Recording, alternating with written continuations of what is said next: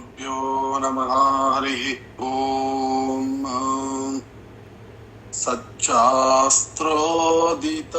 ವರ್ತ್ಮನಃ ಪದಮಿದಂ ಧ್ಯಾಯನ್ಮದಂಕಾಂಕಿತಾಃ ಮನ್ಮಂತ್ರಂ ಜಪಶಾಸ್ತ್ರ ಸಂಪದಮತೋ ದಾಸ್ಯಾಮಿ ಭಾಗ್ಯೈ ಸಹ ತತ್ವಾನ್ಯಪಿ ಬೋಧಯಾಮಿ ತದನು ಪ್ರಾಪ್ಯೋ ಮದಂಗ್ರಿರ್ಭವೇತ್ ಇತ್ಯಾಘೋಷಯತೀವ ಯಃ ಕರಚಯೈಃ ತಂಬಾಜಿವಕ್ತ್ರಂ ಭಜೇ. ದುರ್ವಾದಿಧ್ವಾಂತರಪಗೆ ವೈಷ್ಣವೇಂದಿವರೇಂದವೇ ಶ್ರೀರಾಘವೇಂದ್ರ ಗುರುವೇ ನಮೋತ್ಯಂತ ದಯಾಲವೇ. ಶ್ರೀ ಗುರುಭ್ಯೋ ನಮಃ. ಹರಿ ಓಂ. ಮುಖ್ಯವಾಗಿ ಇನ್ನೇನು ಚಾತುರ್ಮಾಸ್ಯ ಬರ್ತಾ ಇದೆ. ಸಾಧಕರಿಗೆ ಒಂದು ರೀತಿಯಾದಂತಹ ಹಬ್ಬ. ಯಾಕೆ ಹೇಳಿದ್ರೆ, ವ್ರತಗಳನ್ನ ಮಾಡತಾ ವೈರಾಗ್ಯವನ್ನ ತಾಳ್ಲಿಕ್ಕೆ ಹೇಳಿ ಮಾಡಿಸಿದಂತಹ ಒಂದು ದಿನಗಳು. ಈ ಸಂದರ್ಭದಲ್ಲಿ ಯಾವುದೇ ವ್ರತವನ್ನ ಮಾಡಬೇಕಾದ್ರೆ ಗುರುಗಳ ಅನುಗ್ರಹ ಇಲ್ಲದಿದ್ದರೆ ಯಾವ ವ್ರತವನ್ನೂ ನಮ್ಮಿಂದ ಮಾಡ್ಲಿಕ್ಕಾಗೋದಿಲ್ಲ. ಹಾಗಾಗಿ ಎಲ್ಲದಕ್ಕೂ ಗುರುಗಳ ಅನುಗ್ರಹ ಬಹಳ ಮುಖ್ಯ. ಅದನ್ನೇ ಸುಮಧ್ವ ವಿಜಯದಲ್ಲಿ ಹೇಳ್ತಾರೆ, ಮುಕುಂದ ಭಕ್ತಿ ಗುರು ಭಕ್ತಿ ಜಾಯೈ ಅಂತ, ಸತಾಂ ಪ್ರಶಸ್ತೈ ಚ ನಿರಂತರಾಯೈ ಅಂತ ಹೇಳಿದ ಹಾಗೆ ಗುರುಭಕ್ತಿ ಬಹಳ ಮುಖ್ಯ. ಗುರುಗಳ ಅನುಗ್ರಹ ಆಯಿತು ಅಂತಾದ್ರೆ ಜಗತ್ತನ್ನೇ ನಾವು ಗೆಲ್ಲಬಹುದು. ಗುರುಗಳ ಅನುಗ್ರಹ ಆಗ್ಲಿಲ್ಲ ಅಂದ್ರೆ ನಾವು ಏನೂ ಸಾಧನೆ ಮಾಡ್ಲಿಕ್ಕಾಗೋದಿಲ್ಲ. ಹಾಗಾಗಿ ನಿನ್ನೆ ದಿವಸ ಗುರುವಾರ ಇತ್ತು. ನನಗೂ ಕೂಡ ಕೆಲವು ತೊಂದರೆಗಳಾಗಿತ್ತು. ಆ ಮಂತ್ರಾಲಯ ಪ್ರಭುಗಳ ಸೇವೆ ಮಾಡಿದ ಮೇಲೆ ಎಲ್ಲವೂ ಪರಿಹಾರ ಆಯಿತು. ನಿನ್ನೆಯ ದಿವಸ ಗುರುವಾರ ರಾಯರ ಹತ್ರ ಹೋಗಿ ಸೇವೆ ಮಾಡಿದ ಮೇಲೆ ಅದು ಪರಿಹಾರ ಆಯಿತು. ಆಗ ಅನಿಸ್ತು, ರಾಯರ ಬಗ್ಗೆ ಒಂದೆರಡು ಮಾತುಗಳನ್ನ ಆಡ್ಲೇಬೇಕು ಅಂತ. ಇವತ್ತು ಸಮಾಜದಲ್ಲಿ ಗುರುಗಳು ಅಂತ ಇದ್ದಾರೆ ಅಂತಾದ್ರೆ ಅದು ಮಂತ್ರಾಲಯ ಮಹಾಪ್ರಭುಗಳು. ಆ ಮಂತ್ರಾಲಯ ಮಹಾಪ್ರಭುಗಳ ಬಗ್ಗೆ ಎರಡು ಮಾತನ್ನ ಹೇಳಿದ್ರೆ ನಮ್ಮ ಈ ಸಾಧನೆಗೆ ಯಾವ ತೊಂದರೆನೂ ಆಗ್ಲಿಕ್ಕೆ ಸಾಧ್ಯ ಇಲ್ಲ ಅಂತನ್ನುವ ಚಿಂತನೆಯೊಂದಿಗೆ ರಾಯರ ಒಂದೆರಡು ಮೂರು ಮಹಿಮೆಗಳನ್ನ ನಿಮ್ಮ ಮುಂದೆ ನಾನು ಇಡ್ತೇನೆ. ಮುಖ್ಯವಾಗಿ ರಾಯರ ಚರಿತ್ರೆಯಲ್ಲಿ ಬರುವಂತೆ ರಾಯರ ಹತ್ರ ಅನೇಕ ಸಾಮರ್ಥ್ಯಗಳಿದೆ. ಮುಖ್ಯವಾಗಿ ರಾಯರಲ್ಲಿರುವಂತಹ ಒಂದು ಔದಾರ್ಯ, ಅದನ್ನ ನಾವು ಗಮನಿಸಬೇಕಾಗತ್ತೆ. ಎಂತಹ ಔದಾರ್ಯ ನಮ್ಮ ರಾಯರಲ್ಲಿ ಅಂತ ನೋಡಿದಾಗ, ರಾಯರು ಒಂದು ಸಲ ಅಂದ್ರೆ ನಮ್ಮ ಮೇಲೆ ಮಾಡುವ ಕರುಣೆ, ನಮ್ಮಂತಹ ಭಕ್ತರ ಮೇಲೆ ಮಾಡುವಂತಹ ಕರುಣೆ ರಾಯರದ್ದು ಅಪರಂಪಾರ. ಆ ರೀತಿಯಾಗಿ ಕರುಣೆ ಮಾಡಬೇಕಾದ್ರೆ ಅವರಲ್ಲಿ ಅಂತಹ ಒಂದು ಔದಾರ್ಯ ಇರಬೇಕು. ಮನುಷ್ಯನೊಳಗೆ ಔದಾರ್ಯ ಇಲ್ಲದೆ ಹೋದ್ರೆ ಕಾರುಣ್ಯ ಮಾಡ್ಲಿಕ್ಕೆ ಸಾಧ್ಯ ಇಲ್ಲ. ಹಾಗಾದ್ರೆ ರಾಯರಲ್ಲಿ ಔದಾರ್ಯನೂ ಇದೆ, ಜೊತೆಗೆ ಕಾರುಣ್ಯನೂ ಇದೆ, ಮತ್ತೆ ಒಳ್ಳೆಯ ಮನಸ್ಸು ಇದೆ. ಈ ಮೂರಕ್ಕೆ ಒಂದು ಮೂರು ದೃಷ್ಟಾಂತ ಕೊಟ್ಟು ಬಿಡ್ತೇನೆ. ಆವಾಗ ರಾಯರ ಕಾರುಣ್ಯ ಎಂತದ್ದು, ರಾಯರ ಔದಾರ್ಯ ಎಂತದ್ದು ಅಂತ ಗೊತ್ತಾಗುತ್ತೆ. ಈ ಕಾರುಣ್ಯ ಅಂತನ್ನೋದಕ್ಕೆ ಒಂದು ಒಳ್ಳೆಯ ಉದಾಹರಣೆ ಕೊಡೋದಾದ್ರೆ, ರಾಯರು ಪೂರ್ವಾಶ್ರಮದಲ್ಲಿ ವೆಂಕಟನಾಥ ಅಂತ ಮನೆಯಲ್ಲಿ ತುಂಬ ಬಡತನ. ಎಷ್ಟು ಬಡತನ ಅಂತ ಹೇಳಿದರೆ ಪಾಪ ಒಂದು ಇದೆಲ್ಲವೂ ಕೂಡ ಯಾವತ್ತೂ ಭಗವಂತನನ್ನ ಅವರು ತಪ್ಪು ತಿಳಿಲೇ ಇಲ್ಲ. ಅಂತಹ ಬಡತನದಲ್ಲಿ ನಮಗೆ ಒಂದು ಚೂರು ಕಷ್ಟ ಬಂದ್ಬಿಟ್ರೆ ಯಾಕೆ ದೇವ್ರು ಹೀಗೆ ಮಾಡಿಬಿಟ್ಟ, ದೇವ್ರು ಯಾಕೆ ಹೀಗೆ ಮಾಡಿದ, ಏನು ಒಂದು ದೇವರಿಗೆ ಬೈಯೋದೇ ಬೈಯೋದು. ನಮ್ಮ ರಾಯರ ಬಾಯಿಯಲ್ಲಿ ಅಂತಹ ಯಾವ ಶಬ್ದವೂ ಬರಲಿಲ್ಲಂತೆ. ಪರಮ ಕರುಣಾಳು ಅಂತಲೇ ದಿನಾ ರಾಯರು ಪರಮಾತ್ಮನನ್ನ ಬೇಡ್ತಾ ಇದ್ರು. ಹೇಗಿತ್ತು ಅಂತ ಕೇಳಿದ್ರೆ, ಒಂದು 6 ದಿನಕ್ಕೋ 7 ದಿನಕ್ಕೋ ಒಮ್ಮೆ ಊಟ. ಚಿನ್ನೆ ವಸ್ತ್ರೇ ಭಿನ್ನ ಪಾನೀಯ ಪಾತ್ರೆ ಜೀರ್ಣಸ್ಥಲ್ಯಾಂ ದಸ್ಯುರ್ನೀಯಮಾನೈ. ಒಡಕುಲು ಪಾತ್ರೆ, ಹರಕುಲು ವಸ್ತ್ರ, ಎಣ್ಣೆ ಇಲ್ಲ, ಊಟಕ್ಕಿಲ್ಲ, ವರ್ಷಕ್ಕೆ ಒಮ್ಮೆ ಅಭ್ಯಂಗನ ಮಾಡ್ಲೇಬೇಕು ಅಂತಂದ್ರೂ ಕೂಡ ಅದೂ ಕೂಡ ಇಲ್ಲ. ಹೀಗೆ ಇರತಕ್ಕಂತಹ ಒಂದು ಯಾವುದೂ ಇಲ್ಲದೆ ಇರತಕ್ಕಂತಹ ಸಂದರ್ಭ.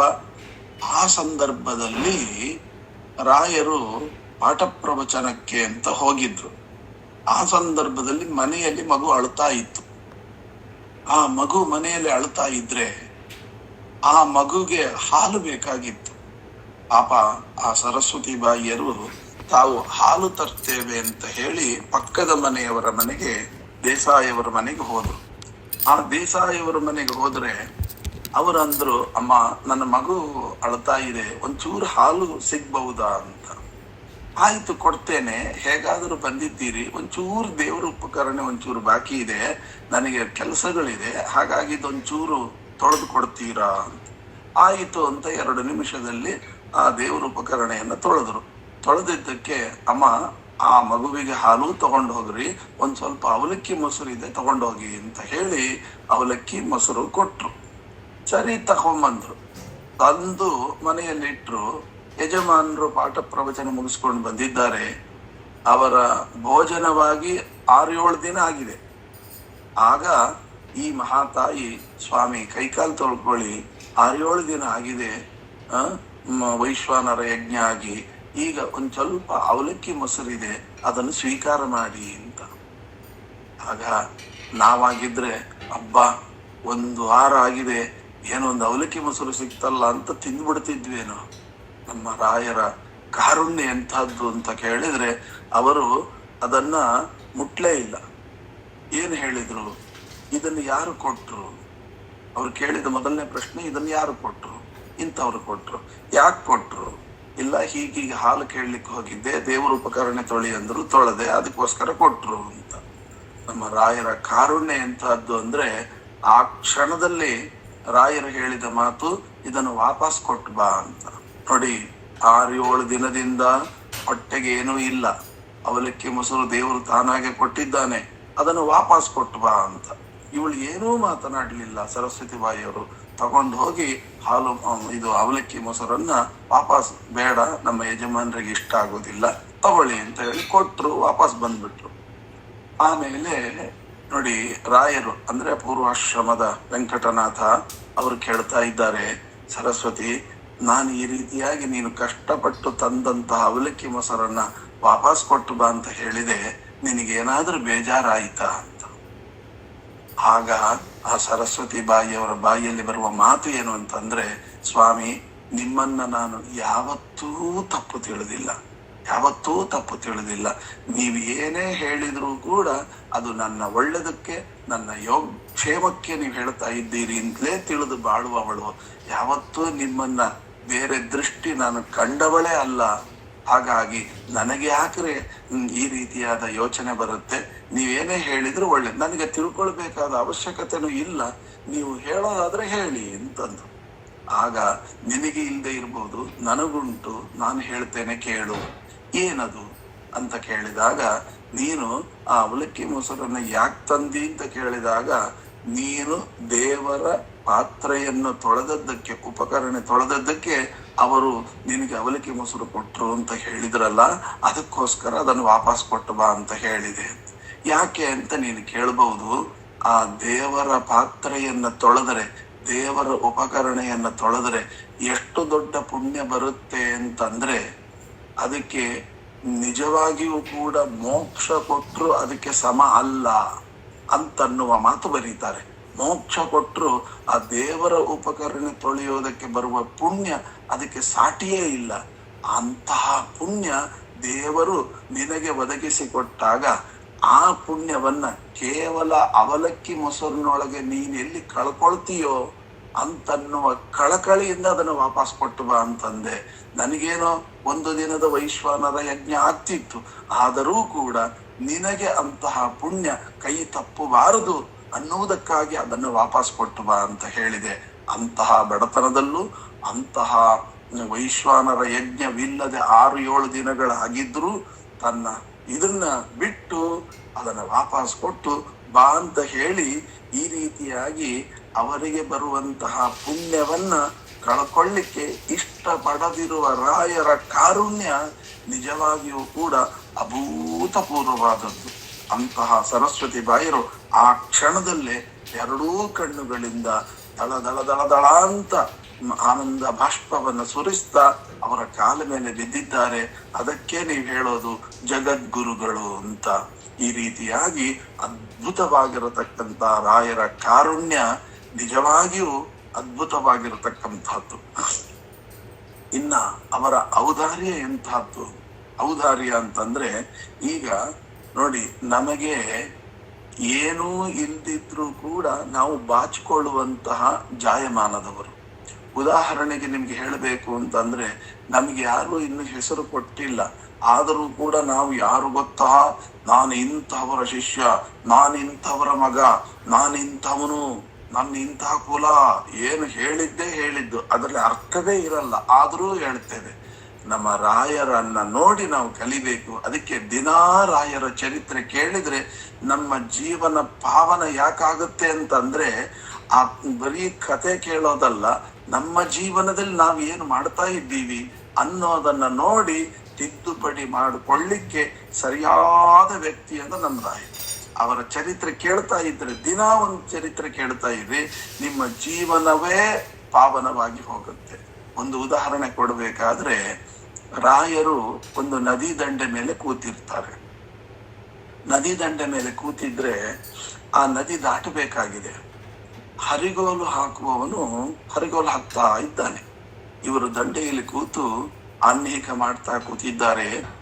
ಆನ್ಹಿಕ ಮಾಡ್ತಾ ಕೂತಾಗ ಇವರಿಗೆ ಹರಿಗೋಲ್ನಲ್ಲಿ ತಾನು ತನ್ನ ಶಿಷ್ಯ ಇಬ್ಬರು ಕೂಡ ಹರಿಗೋಲ್ನಲ್ಲಿ ಹೋಗಬೇಕು, ನದಿ ದಾಟಬೇಕು.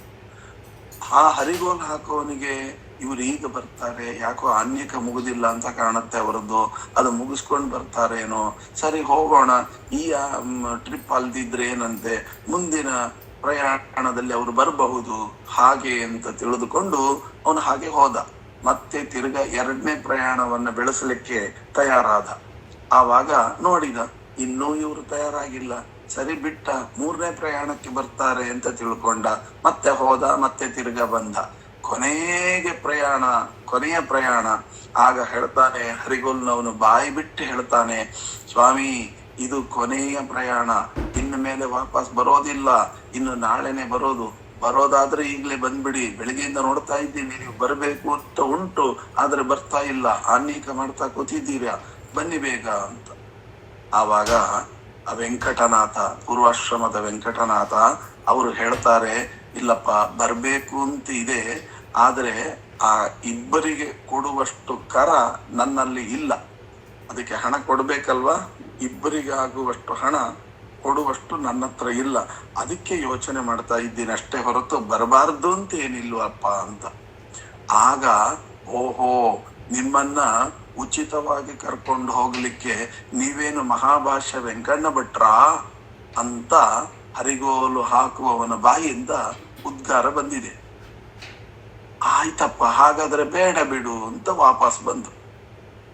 ಆವಾಗ ಶಿಷ್ಯ ಕೇಳ್ತಾನೆ, ಅಲ್ಲ ಸ್ವಾಮಿ, ಅವನು ಏನ್ ಹೇಳಿದ ಗೊತ್ತಾ, ನಿಮ್ಮನ್ನ ಉಚಿತವಾಗಿ ಕರ್ಕೊಂಡು ಹೋಗ್ಬೇಕಾದ್ರೆ ನೀವೇನು ಮಹಾಭಾಷ್ಯ ವೆಂಕಣ್ಣ ಭಟ್ರ ಅಂತ ಪ್ರಶ್ನೆ ಕೇಳಿದ್ದಲ್ವಾ?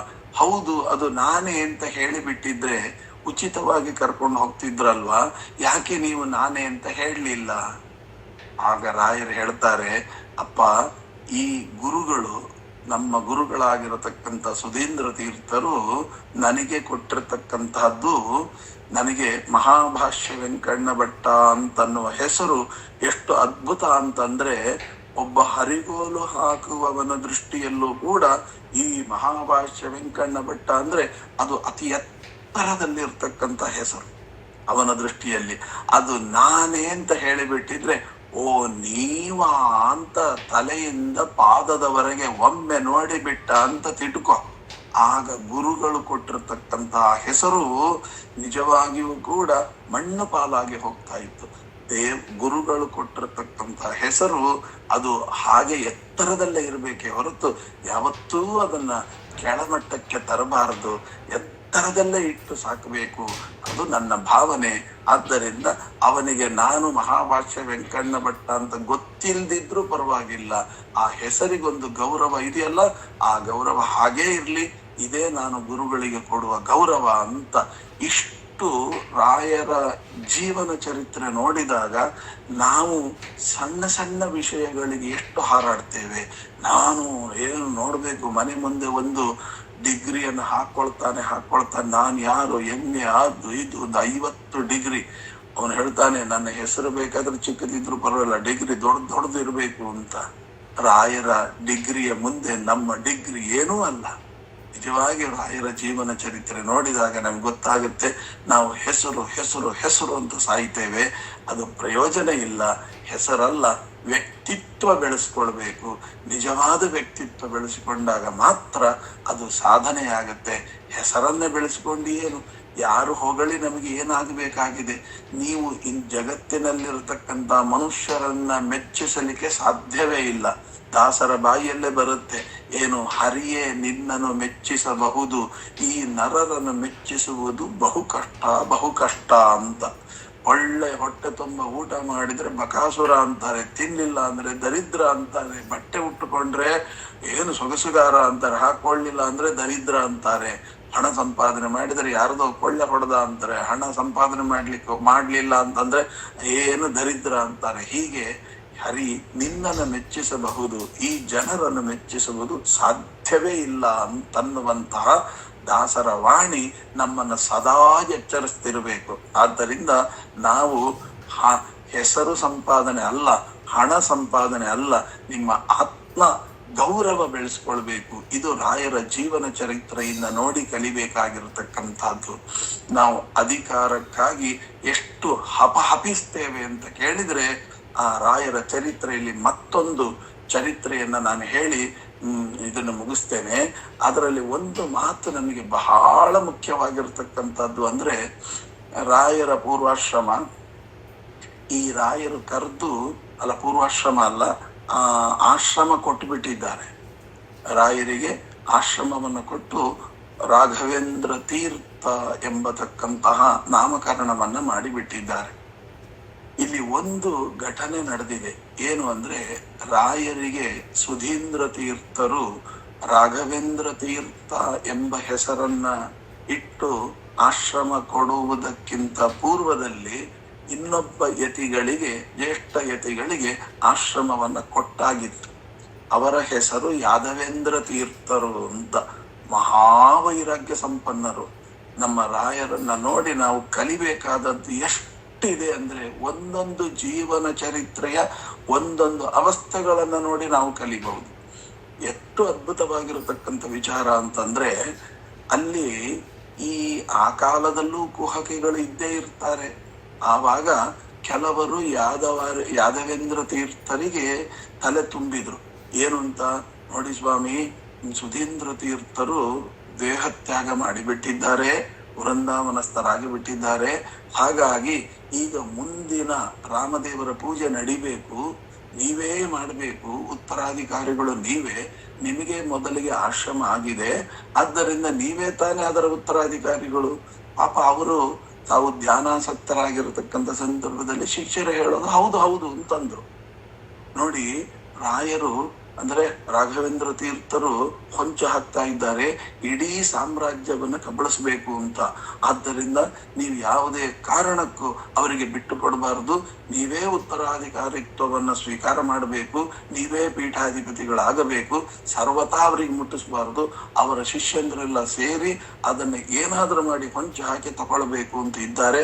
ಇವತ್ತೇ ನಿರ್ಣಯ ಆಗಬೇಕು, ಆದ್ದರಿಂದ ನೀವು ಬಿಡ್ಲೇಬಾರ್ದು ಅಂತ. ಇವರೇನು ಗುರುಗಳ ಸೊತ್ತು, ಅದನ್ನು ವ್ಯರ್ಥ ಆಗಬಾರ್ದು, ಇವ್ರು ಹೇಳ್ತಾ ಇರೋದು ಸರಿ ಅಂತ ಹೀಗೆ ಒಂದು ಸಾಮಾನ್ಯ ಯೋಚನೆ ಮಾಡಿದ್ದಾರಷ್ಟೇ. ಆವಾಗ ಏನ್ ಮಾಡಿದ್ರು, ಈ ತರ ಇವರಿಗೆ ಹೇಗೆ ಹೇಳಿದ್ರು ಹಾಗೆ ರಾಯರಿಗೂ ಕೂಡ ಈ ಇವರ ಬಗ್ಗೆ ಏನೂ ಗೊತ್ತಿಲ್ಲ ಪಾಪ. ಅವರು ನೋಡುವಾಗ ಯಾರೋ ಹೊಂಚು ಹಾಕಿ ಅದನ್ನು ತಗೊಂಡು ಹೋಗ್ತಾ ಇದ್ದಾರೆ ಪೀಠಾಧಿಪತ್ಯವನ್ನ, ಗುರುಗಳ ಸೊತ್ತು ಹಾಗೆ ಬಿಡಬಾರ್ದು ಅಂತ ಶಿಷ್ಯಂದ ಅವರು ತಿಳ್ಕೊಂಡ್ರು, ಇವರು ತಿಳ್ಕೊಂಡ್ರು. ಸರಿ ಆಯ್ತಪ್ಪ, ಏನೇ ಆಗ್ಲಿ, ಒಂದು ಪಂಚಾಯಿತಿ ಆಗ್ಲಿ ಅಂತ ಊರ್ನ ಗಣ್ಯ ವ್ಯಕ್ತಿಗಳನ್ನ ಕರೆದು, ಒಂದು ಆವಾಗೆಲ್ಲ ಪಂಚಾಯಿತಿ, ನ್ಯಾಯ ಅಂದ್ರೆ ಪಂಚಾಯಿತಿ ಕಟ್ಟೆ ಅಂತ, ಆ ಪಂಚಾಯಿತಿ ಕಟ್ಟೆಯನ್ನ ಕರೆದು ಅಲ್ಲಿ ನಿರ್ಣಯ ಮಾಡಿ ಆ ಪಂಚಾಯಿತಿಯಲ್ಲಿ ಹೇಳಿದ್ರು, ಸ್ವಾಮಿ, ಆ ದೊಡ್ಡ ದೊಡ್ಡ ವ್ಯಕ್ತಿಗಳು, ಗಣ್ಯ ವ್ಯಕ್ತಿಗಳೆಲ್ಲ ಅದರೊಳಗೆ ಕಟ್ಟೆ ಮೇಲೆ ಕೂತು ಹೇಳ್ತಾ ಇದ್ದಾರೆ, ಸ್ವಾಮಿ, ನಾವು ನ್ಯಾಯವನ್ನ ಕೊಡುವಂತಹ ಪೀಠದಲ್ಲಿ ಕೂತವರು, ಗಣ್ಯ ವ್ಯಕ್ತಿಗಳೇನೋ ನಿಜ, ಎಲ್ಲರಿಗೂ ಊರಿನ ಜನರಿಗೆ ನ್ಯಾಯ ಕೊಡಿಸ್ಬಹುದು, ಆದರೆ ನೀವಿಬ್ಬರು ಬೆಂಕಿ, ಆದ್ದರಿಂದ ನೀವು ಮಹಾತ್ಮರೇ, ಅವರು ಮಹಾತ್ಮರೇ, ನಿಮ್ಮಂಥವರಿಗೆ ನಾವು ನ್ಯಾಯ ಕೊಡೋದು ಯಾವ ನ್ಯಾಯ ಹೇಳಿ? ಆದ್ದರಿಂದ ನಾವು ದಯಮಾಡಿ ಪ್ರಾರ್ಥನೆ ಮಾಡಿಕೊಳ್ತೇವೆ, ಈ ಒಂದು ಸಾಮ್ರಾಜ್ಯಕ್ಕೆ, ಅರ್ಥಾತ್ ಸುಧೀಂದ್ರ ತೀರ್ಥರ ಈ ಒಂದು ಸಾಮ್ರಾಜ್ಯಕ್ಕೆ, ಸಂಸ್ಥಾನಕ್ಕೆ ಉತ್ತರಾಧಿಕಾರಿಯಾಗಿ ಯಾರು ಆಗಬೇಕು ಅಂತ ನಿರ್ಣಯ ನಾವು ಮಾಡೋದಲ್ಲ, ನಿಮ್ಮಿಬ್ಬರೊಳಗೆ ನೀವೇ ನಿರ್ಣಯ ಮಾಡಿಬಿಡಿ, ಯಾರು ಇದಕ್ಕೆ ಉತ್ತರಾಧಿಕಾರಿಗಳು, ಯಾದವೇಂದ್ರ ತೀರ್ಥರು ಇದರ ಉತ್ತರಾಧಿಕಾರಿಗಳ ಅಥವಾ ರಾಘವೇಂದ್ರ ತೀರ್ಥರ ಉತ್ತರಾಧಿಕಾರಿಗಳ, ನಮ್ಮ ತಲೆ ಮೇಲೆ ಹಾಕಬೇಡಿ, ನೀವೇ ನಿರ್ಣಯ ಮಾಡಿಬಿಟ್ಟು ಹೇಳಿಬಿಡಿ, ನಮ್ಮನ್ನ ಈ ಬಂಧನದಿಂದ ಮುಕ್ತರನ್ನಾಗಿ ಮಾಡಿ ಅಂತ ಗಣ್ಯ ವ್ಯಕ್ತಿಗಳು ಆ ಮಹಾಜ್ಞಾನಿಗಳಿಬ್ಬರ ಪಾದದ ಬಿದ್ದು ಬೇಡ್ಕೊಳ್ತಾರೆ. ಆಗ ರಾಯರ ವ್ಯಕ್ತಿತ್ವ ಎಂತದ್ದು ಅಂತ ಈ ಕಥೆಯಿಂದ ನಮ್ಗೆ ಗೊತ್ತಾಗುತ್ತೆ. ಆ ರಾಯರು ಹೇಳಿದ್ರು, ನೋಡಿಯಪ್ಪ, ಇದರಲ್ಲಿ ಯೋಚನೆ ಮಾಡುವಂತದ್ದೇನಿದೆ, ಅಲ್ಲಿ ತನಕ ಅವರು ಯಾದವೇಂದ್ರ ತೀರ್ಥರು ನೋಡಿರ್ಲಿಲ್ಲ, ಇವರು ಇಂತಹ ಮಹಾತ್ಮರಿದ್ದಾರೆ, ಜ್ಯೇಷ್ಠಯತೆಗಳಿದ್ದಾರೆ, ಆದ್ದರಿಂದ ಇದರಲ್ಲಿ ನಿಮ್ಗೆ ಯಾಕೆ ಇಷ್ಟು ಪ್ರಶ್ನೆ ಹುಟ್ಟಿದೆ ಅಂತ ನನಗೆ ಅರ್ಥ ಆಗ್ತಿಲ್ಲ. ರಾಯರ ತಮ್ಮ ಸ್ವರೂಪ ಅಭಿವ್ಯಕ್ತ ಆಗೋಯ್ತು. ಆದ್ದರಿಂದ ಅವರು ಹೇಳಿದ್ರು, ನೋಡಪ್ಪ, ಈ ಸುಧೀಂದ್ರ ತೀರ್ಥರ ಸಾಮ್ರಾಜ್ಯಕ್ಕೆ ಉತ್ತರಾಧಿಕಾರಿಗಳು ಯಾದವೇಂದ್ರರೇ, ಅದರಲ್ಲಿ ಪ್ರಶ್ನೆನೇ ಇಲ್ವಲ್ಲ, ಅವರಿಗೆ ಕೊಟ್ಟು ಬಿಡಿ ಅಂತ ಹೇಳಿ ರಾಯರು ಹೇಳಿದರು. ಅಲ್ಲಿ ತನಕ ಈ ರಾಯರನ್ನ, ಅಂದ್ರೆ ರಾಘವೇಂದ್ರ ಸ್ವಾಮಿಗಳವರನ್ನ ತಪ್ಪಾಗಿ ಅರ್ಥೈಸ್ಕೊಂಡಿದ್ರು ಯಾದವೇಂದ್ರ ತೀರ್ಥರು. ಯಾಕೆಂದ್ರೆ ಆ ರೀತಿಯಾಗಿ ಇಲ್ಲ ಸಲ್ಲದ ಆರೋಪಗಳನ್ನ ಮಾಡಿ ಇವರ ಬುದ್ಧಿ ಕೆಡಿಸಿಬಿಟ್ಟಿದ್ರು, ಯಾದವೇಂದ್ರ ತೀರ್ಥರ ಬುದ್ಧಿಯನ್ನ. ಹಾಗಾಗಿ ಅವರು ಏನೋ ಹೊಂಚು ಹಾಕ್ತಿದ್ದಾರೆ, ಲಪಟಾಯಿಸ್ಬೇಕು ಅಂತ ಹೊರಟಿದ್ದಾರೆ ಅಂತ ಅನ್ನುವ ರೀತಿಯಲ್ಲಿ ಅವರು ಬೆಂಬಿಸಿ ಬಿಟ್ಟಿದ್ರು. ಹಾಗಾಗಿ ಅವರ ಬಗ್ಗೆ ಏನೋ ಒಂದು ಅಭಿಪ್ರಾಯ ಇತ್ತು. ಯಾವಾಗ ರಾಯರು ಈ ರೀತಿಯಾಗಿ ಇದು ಯಾದವೇಂದ್ರ ತೀರ್ಥರಿಗೆ ಸೇರಬೇಕಾಗಿರ್ತಕ್ಕಂಥದ್ದು, ನಮಗಲ್ಲ, ನಾವು ಸಂತೋಷವಾಗಿ ಅದನ್ನು ಒಪ್ಪಿದ್ದೇವೆ ಅಂತ ರಾಯರು ಹೇಳಿದ್ರು, ಆ ಕ್ಷಣದಲ್ಲೇ ಯಾದವೇಂದ್ರ ತೀರ್ಥರು ಎದ್ದು ನಿಂತು ಗಣ್ಯ ವ್ಯಕ್ತಿಗಳು ಹೇಳ್ತಾರೆ, ಇಲ್ಲ, ಇದು ರಾಘವೇಂದ್ರ ತೀರ್ಥರೇ ಇದಕ್ಕೆ ಉತ್ತರಾಧಿಕಾರಿಗಳು, ನೀವು ಯೋಚನೆ ಮಾಡಬೇಡಿ, ಧೈರ್ಯವಾಗಿ ಅವರಿಗೆ ಕೊಟ್ಟು ಬಿಡಿ ಅಂತ. ಎರಡೂ ಕಡೆ ಶಿಷ್ಯಂದ್ರು ಹೌಹಾರಿದ್ರು, ನಾವೇನೋ ಹೇಳ್ಕೊಟ್ರೆ ಇವ್ರೇನೋ ಹೇಳ್ತಾ ಇದ್ದಾರಲ್ಲ ಅಂತ. ಆ ಹೇಳಿಕೊಟ್ಟದ್ದು ಪರಬುದ್ಧಿ, ಈಗ ಹೇಳ್ತಾ ಇರೋದು ಸ್ವಂತ ಬುದ್ಧಿ. ಹಾಗಾಗಿ ಸ್ವಂತ ಬುದ್ಧಿಯಿಂದ ಯೋಚನೆ ಮಾಡಿದ್ರು, ಹೌದು, ಇದು ಅವರಿಗೆ ಸಲ್ಲಬೇಕಾದದ್ದು. ಇವರು ಹೇಳಿದ್ರು, ಇಲ್ಲ, ಇದು ಇವರಿಗೆ ಸಲ್ಲಬೇಕಾದದ್ದು ಅಂತ. ಕೊನೆಗೆ ಆ ಗಣ್ಯ ವ್ಯಕ್ತಿಗಳಿಗೆ ಇಲ್ಲಿಯ ತನಕ ಒಂದು ಸಮಸ್ಯೆ ಇತ್ತು. ಏನು ಸಮಸ್ಯೆ? ಓಹೋ, ಇದು ನಮಗೆ ಸಲ್ಲಬೇಕು ಅಂತ ಹೇಳ್ತಾರೆ, ಹೇಗಪ್ಪ ಈ ಸಂಸ್ಥಾನವನ್ನು ಒಬ್ಬರಿಗೆ ನಿರ್ಣಯ ಮಾಡಿಕೊಡೋದು ಅಂತ. ಈಗ ಮತ್ತೊಂದೇ ಸಮಸ್ಯೆ ಶುರುವಾಯಿತು ಇವರಿಗೆ. ಯಾಕೆ ಅಂತ ಹೇಳಿದ್ರೆ, ಇವ್ರು ನನಗೆ ಬೇಡ ಅಂತಾರೆ, ಇವ್ರು ನನಗೆ ಬೇಡ ಅಂತಾರೆ, ಇಬ್ರು ನನಗೆ ಬೇಡ ಅಂದ್ರೆ ಯಾರು ತಗೊಳ್ಳೋದು? ಈಗ ರಾಮದೇವರ ಪೂಜೆ ಆಗಬೇಕು, ಗುರುಗಳು ವೃಂದಾವನಸ್ಥರಾಗಿಬಿಟ್ಟಿದ್ದಾರೆ, ಮುಂದಿನ ಪ್ರತಿಮಾಗಳಿಗೆ ಪೂಜೆ ಆಗಿ ಸಂಸ್ಥಾನ ಪೂಜೆ ನಡಿಬೇಕು, ಇದರ ಉತ್ತರಾಧಿಕಾರಿತ್ವವನ್ನು ತೆಗೆದುಕೊಳ್ಳಬೇಕು. ದಯಮಾಡಿ ನೀವೇ, ಈಗ ಇಲ್ಲಿ ತನಕ ಒಂದು ಸಮಸ್ಯೆ ಇತ್ತು, ಈಗ ಮತ್ತೊಂದು ಸಮಸ್ಯೆ ಆಗಿದೆ, ದಯಮಾಡಿ ನೀವೇ ನಿರ್ಣಯ ಮಾಡಿಬಿಟ್ಟು ನಮಗೆ ಹೇಳಿ, ನಾವು ನಿಮಗೆ ನಿರ್ಣಯ ಮಾಡತಕ್ಕಂಥ ಯೋಗ್ಯತೆ ನಮಗಿಲ್ಲ, ದಯಮಾಡಿ ನೀವೇ ಹೇಳಿ ಅಂತ ಹೇಳಿದಾಗ, ಯಾಕೆಂದ್ರೆ ಇವರ ಮಾತು ರಾಯರು ಕೇಳಲಿಕ್ಕೆ ತಯಾರಿಲ್ಲ, ರಾಯರ ಮಾತು ಯಾದವೇಂದ್ರ ತೀರ್ಥರು ಕೇಳಲಿಕ್ಕೆ ತಯಾರಿಲ್ಲ, ಈ ತರ ನಡೀತಾ ಇತ್ತು. ಆಗ ಯಾದವೇಂದ್ರ ತೀರ್ಥರು ಒಂದು ಮಾತು ಹೇಳಿದ್ರು, ರಾಘವೇಂದ್ರ ಸ್ವಾಮಿಗಳವರೇ, ನೀವು ಹೇಳಿದ್ದನ್ನ ನಾನು ಕೇಳ್ತಾ ಇಲ್ಲ, ನಾ ಹೇಳಿದ್ದನ್ನ ನೀವು ಕೇಳ್ತಾ ಇಲ್ಲ, ಹಾಗಾದ್ರೆ ಇದಕ್ಕೆ ಪರಿಹಾರ ಒಂದೇ, ನಮ್ಮಿಬ್ಬರಿಗೂ ಗುರುಗಳಾಗಿರತಕ್ಕಂತಹ ಸುಧೀಂದ್ರ ತೀರ್ಥರು ಹೇಳಿದ್ರೆ ನೀವು ಕೇಳ್ತೀರಾ ಅಂತ. ಆಗ ರಾಯರು ಆ ಕ್ಷಣದಲ್ಲಿ ಗುರುಗಳು ಹೇಳಿದ್ದಾರೆ ಅಂದ್ರೆ ಅದನ್ನ ಶಿರಸಾಮಾನ್ಯ ಸ್ವೀಕಾರ ಮಾಡ್ತೇನೆ, ಅದರಲ್ಲಿ ಸಂಶಯವೇ ಇಲ್ಲ. ಅಷ್ಟು ಗುರುಭಕ್ತಿಯನ್ನು ಮಾಡತಕ್ಕಂಥವನು ನಾನು ಅಂತ. ಹಾಗಾದ್ರೆ ಉತ್ತರಾಧಿಕಾರಿತ್ವವನ್ನು ಸ್ವೀಕಾರ ಮಾಡಿ ಅಂತಂದ್ರು. ಅಲ್ಲ, ಗುರುಗಳು ಹೇಳಿದ್ರೆ ಕೇಳ್ತೇನೆ ಅಂತ ಹೇಳಿದ್ನೇ ಹೊರತು ಗುರುಗಳೇ ಇಲ್ಲಲ್ಲ, ಬೃಂದಾವನಸ್ಥರಾಗಿ ಬಿಟ್ಟಿದ್ದಾರೆ. ಈಗ ಅವರ ಅಭಿಪ್ರಾಯ ಅಂತ ನೀವು ಹೇಳ್ತಾ ಇದ್ದೀರಿ, ಇದು ಹೇಗೆ ಅಂತ ನೋಡಿ. ಅವರು ಮುಖತಃ ಈಗ ನಮಗೆ ಹೇಳದಿದ್ರು ಕೂಡ ಅವರು ಈಗಾಗಲೇ ನಿರ್ಣಯ ಮಾಡಿ ಆಗಿದೆ, ಇದಕ್ಕೆ ಉತ್ತರಾಧಿಕಾರಿಗಳು ನೀವು ಅಂತ, ಆದ್ದರಿಂದ ನೀವು ಸ್ವೀಕಾರ ಮಾಡಬೇಕು. ಆಗ ಅವ್ರು ಹೇಳ್ತಾರೆ ರಾಯರು, ಅದು ಹೇಗೆ ನೀವು ಹೇಳ್ತೀರಿ? ನನಗೆ ಉತ್ತರಾಧಿಕಾರಿತ್ವವನ್ನು ಸುಧೀಂದ್ರ ತೀರ್ಥರು ವ್ಯವಸ್ಥೆ ಮಾಡಿದ್ದಾರೆ ಅಂತ ನೀವು ಹೇಗೆ ಹೇಳ್ತೀರಿ ಅಂತ. ಆಗ ಅವರು ಹೇಳಿದ ಮಾತು ನೋಡಿ, ನನಗೆ ಇಟ್ಟ ಹೆಸರು ಸುಧೀಂದ್ರ ತೀರ್ಥರು ಆಶ್ರಮ ಕೊಟ್ಟು ಏನಂತ ಇಟ್ಟಿದ್ದಾರೆ? ಯಾದವೇಂದ್ರ ಅಂತ ಇಟ್ಟಿದ್ದಾರೆ. ನಿಮಗೆ ಏನಿಟ್ಟಿದ್ದಾರೆ? ರಾಘವೇಂದ್ರ ಅಂತ ಇಟ್ಟಿದ್ದಾರೆ.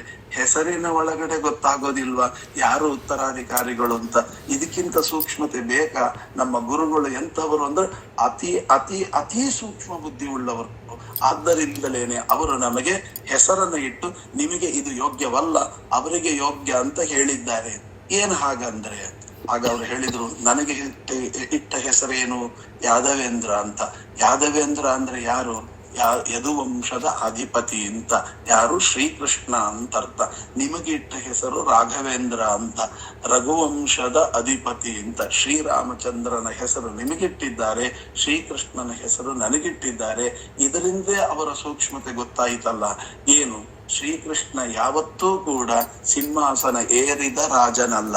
ಆದ್ದರಿಂದ ಸಿಂಹಾಸನವನ್ನೇ ಏರದಿರುವ ರಾಜನ ಹೆಸರನ್ನ ನನಗಿಟ್ಟು ಬಿಟ್ಟು ನಿಮಗೆ ಮುಂದಿನ ಸಿಂಹಾಸನ ಇಲ್ಲ ಅಂತ ಸೂಚನೆ ಕೊಟ್ಟಿದ್ದಾರೆ. ನಿಮಗೆ ಯಾವತ್ತೂ 13,000 ವರ್ಷ ಅಯೋಧ್ಯಾಧಿಪತಿಯಾದ ಸಿಂಹಾಸನವನ್ನ ಏರಿದ ರಾಜ ರಾಮಚಂದ್ರ. ಆ ರಾಮಚಂದ್ರನ ಹೆಸರನ್ನ ನಿಮಗಿಟ್ಟು ನೀವೇ ಮುಂದಿನ ಉತ್ತರಾಧಿಕಾರಿಗಳು ಅಂತ ನಿಮ್ಮನ್ನ ನಿರ್ಣಯ ಮಾಡಿಬಿಟ್ಟಿದ್ದಾರೆ ಗುರುಗಳು. ಇದು ಗುರುಗಳ ಅಭಿಪ್ರಾಯ, ಸ್ವೀಕಾರ ಮಾಡೋದು ಬಿಡೋದು ನಿಮ್ಮ ಇಷ್ಟ ಅಂದ್ರು.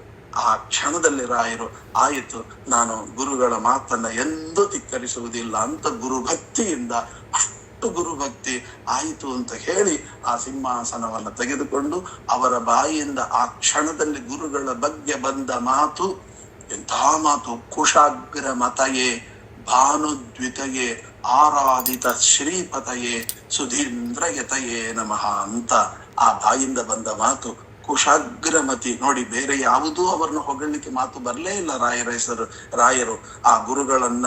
ಯಾಕೆ ಅಂದ್ರೆ ಯಾರು ಮುಂದಿನ ಉತ್ತರಾಧಿಕಾರಿಗಳೋ ಅವರು ಗುರುಗಳ ಚರಮ ಶ್ಲೋಕವನ್ನ ರಚನೆ ಮಾಡಬೇಕು. ಆ ಚರಮ ಶ್ಲೋಕವನ್ನ ರಚನೆ ಮಾಡುವಾಗ ಅವರ ಬಾಯಿಂದ ಮೊದಲ ಮಾತೆ ಕುಶಾಗ್ರಮತಯೇ.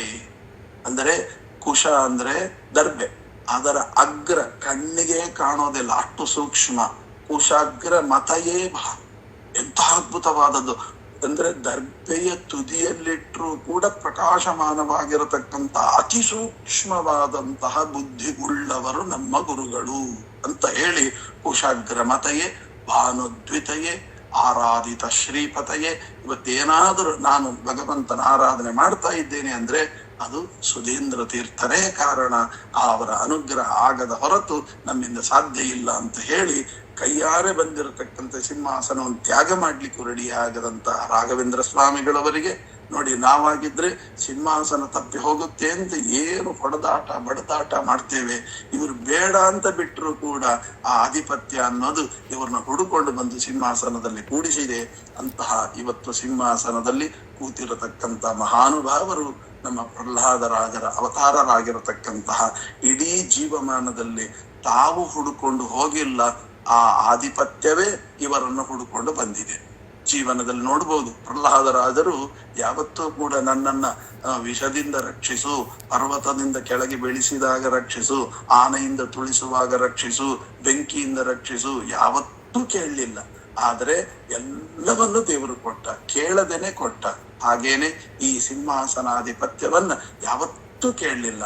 ಆದರೂ ಸುಧೀಂದ್ರ ತೀರ್ಥರ ಮುಖಾಂತರ ಅವರಿಗೆ ಸಿಕ್ಕಿರತಕ್ಕಂತ ಒಂದು ದೊಡ್ಡ ಕೊಡುಗೆ ಅಂತಹ ಸಾಮ್ರಾಜ್ಯವನ್ನ, ವೇದಾಂತ ಸಾಮ್ರಾಜ್ಯವನ್ನ ಆಳಿ ಅವರು ಅನೇಕ ಗ್ರಂಥಗಳ ರಚನೆ ಆದಿಗಳನ್ನ ಮಾಡಿ ಆ ಇಡೀ ಜಗತ್ತಿನಲ್ಲಿರ್ತಕ್ಕಂಥ ನಮ್ಮಂತಹ ಪಾಮರರನ್ನ ಉದ್ಧಾರ ಮಾಡ್ಲಿಕ್ಕಾಗಿ ಬಂದಿರತಕ್ಕಂತಹವರು ಮಹಾನುಭಾವರಾಗಿರತಕ್ಕಂತಹ ರಾಘವೇಂದ್ರ ಸ್ವಾಮಿಗಳವರು ಅಂತ ಆ ಗುರುಗಳ ಸ್ಮರಣೆ ಮಾಡಿದರೆ ಬಂದ ಆಪತ್ತುಗಳು ಪರಿಹಾರ ಅಂತ ಶಾಸ್ತ್ರ ಹೇಳಿದೆ. ಅಂತಹ ಈ ರೀತಿಯಾದಂತಹ ಗುರುಗಳ ಸ್ಮರಣೆ ನಮ್ಮೆಲ್ಲರ ಆಪತ್ತುಗಳನ್ನ ಪರಿಹಾರ ಮಾಡಲಿ ಮತ್ತು ಈ ಒಂದು ಸುಪ್ರಭಾತ ಕಾರ್ಯ ನಿರಂತರವಾಗಿ ನಡೆಯಲಿಕ್ಕೆ ಆ ಗುರುಗಳ ಪಕ್ಷ ಕವಚ ನಮ್ಮ ಮೇಲೆ ಸದಾಕಾಲ ಇರ್ಲಿ ಅಂತ ಹೇಳಿ ಗುರುಗಳ ಸ್ಮರಣೆಯನ್ನ ಮಾಡಿಸಿದ್ದು. ಹಾಗಾಗಿ ಅಂತಹ ಗುರುಗಳ ಸ್ಮರಣೆ ಸ್ಮರಣೆಯಿಂದ ಬಂದಿರತಕ್ಕಂತ ಪುಣ್ಯ ರಾಘವೇಂದ್ರ ಗುರುವಂತರ್ಗತ ಭಾರತೀ ರಮಣ ಮುಖ್ಯ ಪ್ರಾಣಾಂತರ್ಗತ ಸೀತಾಪತೆ ಶ್ರೀರಾಮಚಂದ್ರ ದೇವರ ಅಡಿದಾವರೆಗಳಲ್ಲಿ ಈ ನುಡಿ ಕುಸುಮಗಳನ್ನ ಅರ್ಪಿಸುತ್ತಾ ನಾಳೆ ಮತ್ತೊಂದು ಚಿಂತನೆಯೊಂದಿಗೆ ಭೇಟಿಯಾಗೋಣ. ಇದರ ವ್ಯವಸ್ಥಾಪಕರಾಗಿರತಕ್ಕಂತಹ ನಮ್ಮ ಗುರುರಾಜಾಚಾರ್ಯರು ನಿಜವಾಗಿಯೂ ಕೂಡ ದಿನಾ ನಾನು ಹೇಳ್ತಾ ಇರ್ತೀನಿ ಎಲ್ಲರ ಮುಂದೆ, ಸಾಧನೆ ಮಾಡಬೇಕು ಅಂದ್ರೆ ಆ ದಂಪತಿಗಳ ತರ ಸಾಧನೆ ಮಾಡಬೇಕು.